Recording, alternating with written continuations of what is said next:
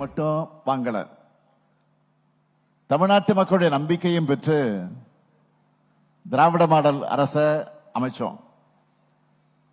அந்த மனுக்களை எல்லாம் 100 நாட்களுக்குள்ள தீர்த்து வைக்கணும்னு முதலமைச்சரா பொறுப்பேற்ற முதல் நாளிலேயே உங்கள் தொகுதியில் முதலமைச்சர் என்ற ஒரு புது துறையை உருவாக்கின. இந்த துறை மூலமா மக்கள்கிட்ட இருந்து வாங்கின 4,57,645 மனுக்களுக்கு 100 நாட்கள்ல தீர்வு கண்டோம். அந்த 100வது நாள்ல, அதாவது ஆகஸ்ட் 2021 ஆகஸ்ட் 14ஆம் நாள் தலைமைச் செயலகத்தில் சிறப்பு விழா நடத்தி 32,283 பேருக்கு பட்டாவும் 30,455 பேருக்கு சமூக பாதுகாப்பு திட்ட ஓய்வூதியமும் வழங்கின. அது மட்டும் இல்ல, 19,664 வளர்ச்சி திட்ட பணிகளுக்கான ஒப்புதல் ஆணையும் 9,444 வீடுகள் கட்டுவதற்கான நிதி உதவியையும் 554 கோடியே 27 லட்சம் ரூபாய் செலவிலான உட்கட்டமைப்பு வசதிகளை ஏற்படுத்துவதற்கான ஆணைகளையும் வழங்கின. மக்களுடைய குறைகளை, தேவைகளை உன்னிப்பா கவனிச்சு விரைவா நம்ம திராவிட மாடல் அரசு நிறைவேற்றி வருது. இது அதிகமாக்கிடுச்சு. அதனால அந்த திட்டத்தை விரிவாக்கி தொடர வேண்டும் என்று முடிவு செஞ்சு 2021 நவம்பர்ல முதலமைச்சரின் தனி பிரிவு, முதலமைச்சரின் உதவி மையம் மற்றும் உங்கள் தொகுதியில் முதலமைச்சர் ஆகிய 3 துறைகளை ஒருங்கிணைச்சு முதல்வரின் முகவரின்னு ஒரு புதிய துறையை உருவாக்கணும். நான் பெருமையோடு சொல்றேன், இந்த துறை மூலமா 2021 மே மாதத்திலிருந்து இப்ப வரைக்கும் 1,49 லட்சம் மனுக்களுக்கு தீர்வு கண்டிருக்கிறோம். என்னை பொறுத்த வரையில அரசு என்பது 24 மணி நேரமும் மக்களுக்காக செயல்படணும். மக்களுக்கு தேவையற்ற அலைச்சல் இருக்கக்கூடாது. நிர்வாகம் எளிமையாகவும் விரைவாகவும் வெளிப்படைத்தன்மையாகவும் செயல்படணும்.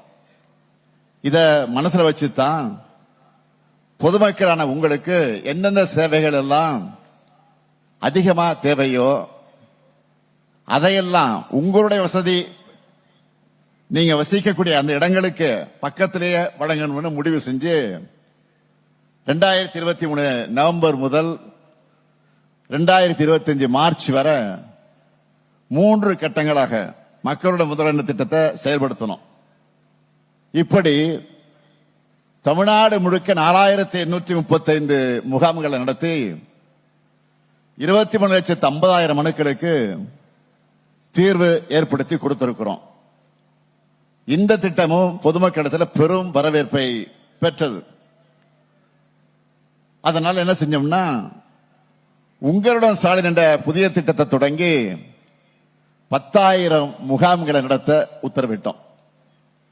இந்த திட்டத்தை தொடங்கியவுடன் இதனை செயல்பட விடக்கூடாது என்று சில பேர் உச்சநீதிமன்றம் வரை போனாங்க. இந்த மாவட்டத்தை சார்ந்த அவங்களுக்கு உச்சநீதிமன்றமே ஃபைன் போட்டு அனுப்புனாங்க. யாரு சொல்ல வேண்டியதில்லை, உங்களுக்கே தெரியும். அதையெல்லாம் கடந்துதான் இந்த திட்டம் வெற்றி பெற்றிருக்கு. இங்க நீங்க தொலைக்காட்சியில் பார்த்திருப்பீங்க, பேசின பயனாளிகள் அதற்கே சாட்சி. நம்மை பொறுத்த வரைக்கும் இந்த முகாம்களை எங்கெல்லாம் நடத்துகிறோமோ அங்கெல்லாம் முழுமையா நிறைவேற வேண்டும் என்று அரசு அதிகாரிகளுக்கு நான் உத்தரவிட்டேன்.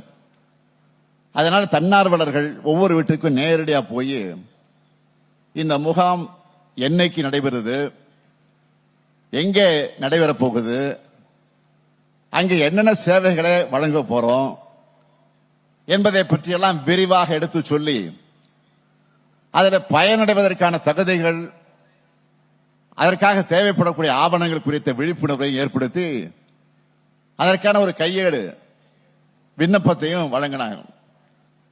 இந்த உங்களுடன் ஸ்டாலின் முகாம்கள ஊரக பகுதிகளில் 15 துறைகளை சார்ந்த 45 சேவைகளையும், நகர்ப்புற பகுதிகளில் 13 துறைகளை சார்ந்த 43 சேவைகளையும் வழங்கணும். மக்களும் நம்பிக்கையோடு வந்து தன்னுடைய கோரிக்கை மனுக்களை எல்லாம் கொடுத்தாங்க. இப்படி பெறப்பட்ட 38,50,000 மனுக்கள்ல இதுவரைக்கும் 38,44,000 மனுக்களுக்கு இறுதி செஞ்சிருக்கிறோம்.